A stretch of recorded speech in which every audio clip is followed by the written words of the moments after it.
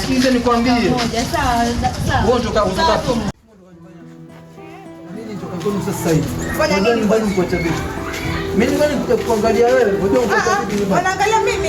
Tunaishi gani na wewe tena? Ngoja. Sawa, hatuna issue. Ya kuja kusalimia nini? Tuachane na hayo. Mimi hali ambayo nimepata nyumbani sio hayo.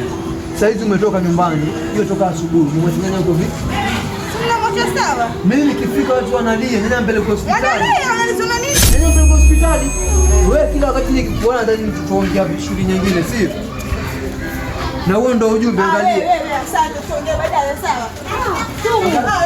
Angalia utafika mtiaza kama kupeleka.